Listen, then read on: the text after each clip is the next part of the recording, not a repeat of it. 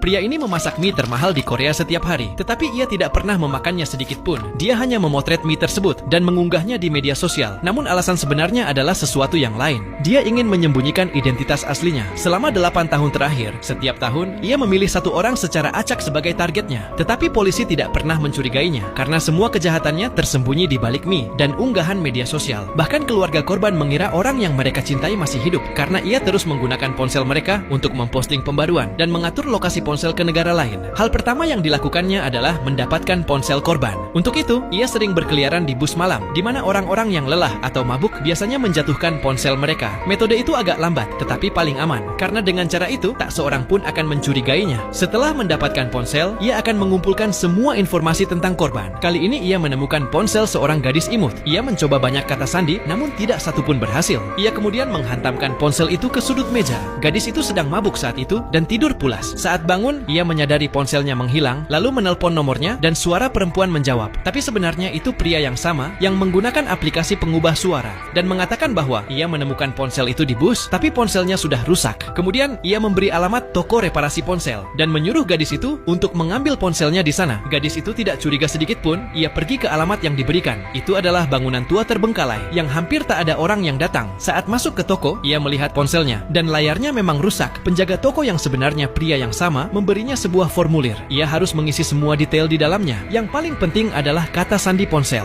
Gadis itu ingin ponselnya cepat diperbaiki, jadi tanpa pikir panjang, ia mengisi formulir tersebut. Sekarang pria itu memiliki semua informasinya. Ia mengganti kamera ponsel, memasang layar baru, membuka kunci ponsel dengan kata sandi, dan diam-diam memasang sebuah virus di dalamnya. Sekarang setiap data gadis itu akan langsung terkirim padanya. Sebelum pergi, gadis itu bahkan berterima kasih. Ia tidak mengetahui bahwa sekarang setiap tindakan, setiap panggilan, setiap pesan, bahkan arah kamera ponselnya sedang dipantau. Dalam beberapa hari, pria itu tahu semua tentang kehidupannya, dari kebiasaan, percakapan, bahkan rahasia yang tak ia sadari sedang direkam dari ponselnya. Di malam hari saat gadis itu tidur, pria itu mengendalikan ponselnya dari jarak jauh. Ia memeriksa semua pesan dan aplikasinya. Setelah mengumpulkan semua informasi, pria itu mulai merencanakan langkah berikutnya.